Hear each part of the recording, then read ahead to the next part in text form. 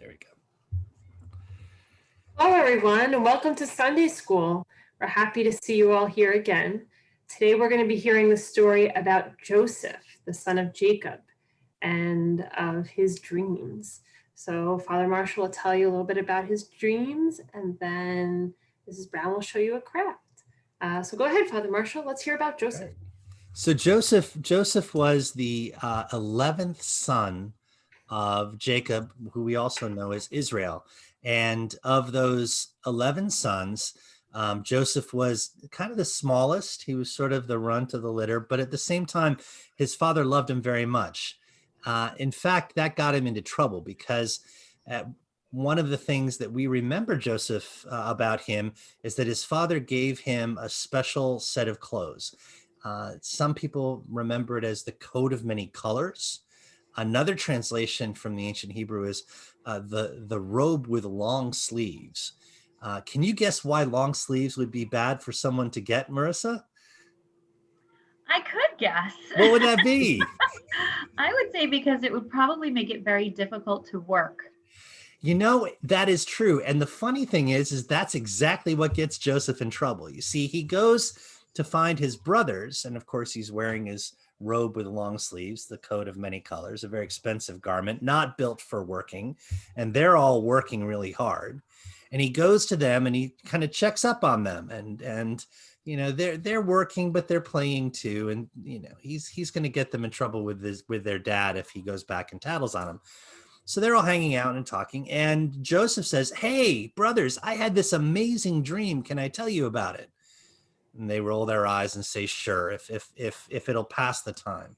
He says, "Well, I had this dream that we were all like sheaves of grain." You know, when they would harvest grain back in those days and in biblical times, they would use a sickle, a long curved knife, and they would grab a bundle of grain, of wheat or whatever grain they were growing, and they'd hook it and they'd cut that bundle and tie it up and then set it up and let it dry in the field so they could then thresh it.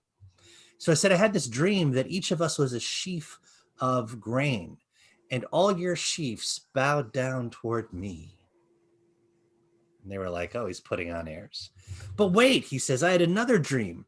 I dreamt that we were the sun and the moon and the stars. So mom and dad and all of you, and all of the stars, including you guys, and the sun and the moon, they all bowed down to me.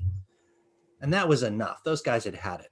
So they proceed, and this is sad, but it's true. They proceed to beat him up, and they take his expensive clothes off of him, and they throw him in a pit, and they soak the clothes in blood, and they're going to tell their father that Joseph has died because of a wild animal attack. And then they stop to eat their lunch. I don't know why they stopped to eat their lunch, but they stopped to eat their lunch. And as they're eating their lunch, a caravan of slavers is passing by, heading down to Egypt. And one of them says, you know, I don't think it's a good idea to just leave him in the pit or kill him, because that would be wrong. So let's sell him, as if that's right. Go figure. So they sell him to these slavers, who take him down to Egypt, and he has adventures down there, some amazing ones and some upsetting ones too. And these adventures eventually have him winding up in prison. And he's in prison with the Pharaoh's cupbearer and baker. And both the cupbearer and the baker have dreams. And they tell the dreams to Joseph. And remember, Joseph has had these other dreams. So he interprets these dreams to these two servants of Pharaoh, one of whom he says, you're going to lose your head. And he does. And the other one he tells, you're going to get your job back. And he does. Now, the one who gets his job back is the cupbearer to the king. So he goes to Pharaoh's court, and his job is to hand the Pharaoh his cup so he can drink. And he's doing that. And Pharaoh makes a remark that he's really upset because he's been plagued by this dream night after night after night. And it bothers him. And no one he knows can interpret the dream for him. Now, this dream, he says, is very complicated, and he wants someone to tell him what it means. But here's the hook. He's not going to tell you what the dream is. You have to guess it. And none of the sages or the seers or the interpreters of dreams in the entire kingdom can figure it out. The cupbearer says, you know, I know a guy who can tell you your dreams. I knew him when I was in prison and far away from you, my lord. And I tell you that he told the dream that said I would be restored to you, and I was. Perhaps you should talk to him. Pharaoh goes, what's his name? The man says his name is Joseph. So they bring Joseph to Pharaoh's court, and the Pharaoh says to Joseph, tell me my dream. And Joseph thinks for a moment. He says, great king, you've been given a dream from God. And in this dream, you see 7 fat cows that come up out of the Nile, and they're munching on the grass along the bank of the Nile. And then 7 thin, emaciated cows emerge from the water, and they devour the fat cows. And the Pharaoh's looking at him like he's seen a ghost. He says, that's my dream. He says, what does it mean?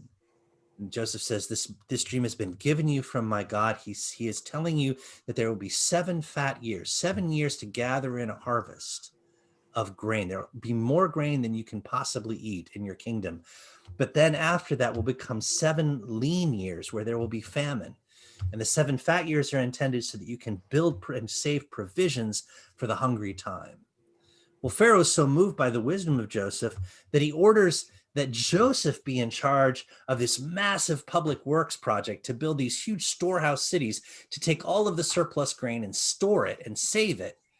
And lo and behold, at the end of 7 years, 7 years of famine. And Joseph opens the gates and he's able to give the grain to all the people of Egypt, more so because the famine is so widespread. And this is years later, mind you. His brothers in Egypt and his father hear that there's grain in Egypt, in Israel, hear that there's grain in Egypt, and they come down to try to get some. And Joseph recognizes them, and through another set of adventures, they become reconciled. And so they bring Israel, who is old and gray, down into Egypt. They bring Joseph's brother Benjamin, who he only knew as an infant, down into Egypt. And the whole people of Israel settle there and live among the Egyptians. And then they're able to be fed and they find work. And that's how the book of Genesis ends, with the whole people of Israel being saved by a man who dreamed. There you go. Story. That's interesting. Wow.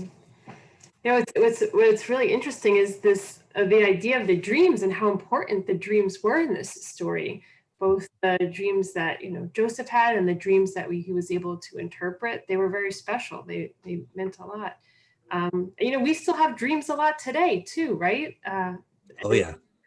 I think they're pretty special too. Sometimes they're good, sometimes they're bad. But I know in my dreams, when I think about them, sometimes you could do special things in your dreams. You can fly, or you can see people that you haven't seen in a long time, or go places that don't even exist. And so, dreams can be really, really special to have. Yeah. What do you think about that, Father Marshall? It's true. I love my dreams, and for the most part, I really enjoy them. There are some I don't.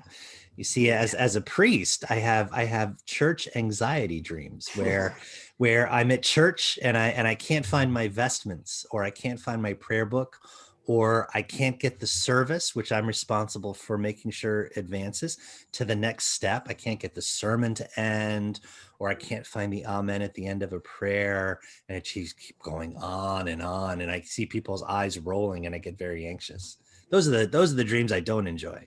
But other dreams I really enjoy, because I dream in color. I also dream smells sometimes. So I can smell good food cooking, or I can smell a forest when it's just rained. And sometimes I can even read in my dreams. You're not supposed to be able to read in your dreams. But I remember vividly sometimes reading in my dreams. Do you sometimes have experiences like that? Definitely. I think the cool thing about dreams is that they're specific to each of us individually. We all have dreams that are specific to things that we sometimes encounter, but then sometimes we also have dreams that maybe we've all had before, like a dream of falling, or a dream of, being late to school, or something like that. I would say I feel lucky that most of my dreams are good dreams, and I also dream in color. I usually find that my dreams are very vivid, and that they almost always include people that I know that are around me. So I think that's really cool. How about you, Christine? Yeah, it's the same thing. And I definitely have had those dreams, you know, that I haven't liked too. You know, when I remember, and you know, on the subject of Joseph interpreting dreams, I actually looked up to see what it meant because I was having it more often. I had a dream that my teeth would fall out, and it was not a happy dream. I didn't like it that my teeth would fall out, but it meant that I wasn't facing my problems, or I wasn't stepping. That's what the interpretation of the dream was, and I could see how that applied in the situation where I was in, that I wasn't you know, being confident enough to take a stance on something. And so I was like, okay, so that made sense to me. So sometimes dreams really do, you know, have a underlying meaning, you know, behind them as well, which is interesting. So that unpleasant dream really helped you. It really helped. It made me, you know, it made me realize after I looked up what it meant, because you could look up sometimes what dreams meant. It meant that I wasn't being confident enough in myself or strong enough to take a stance on my challenges. So yeah, it did help me. It made me realize, okay, I need to be a little tougher. You need to be a little stronger. So yeah, it was interesting. That's awesome. Yeah. So Ms. Brown, do you have a craft for us that connects to Joseph today? Yes, I do. So today what we're going to make is Joseph's coat of many colors.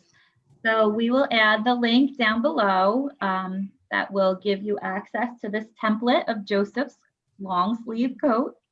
And it says add color to Joseph's coat. So what I did was actually just take some pieces of tissue paper that I had at home, and I cut squares and triangles and just used a glue stick and attach them to the coat. But you can use whatever you have. You can use pieces of construction paper, you could use wrapping paper, you could use crayons, colored pencils, markers, whatever you have to decorate your own coat. At the bottom it says add color to Joseph's coat. That's and then great. sorry, go ahead. Sorry, it reminds me of a sweater I had in the 1980s. Or a jacket. There were jackets just like that. And then when you're done with that, there is a little Joseph in Egypt fill-in that they have on this website also.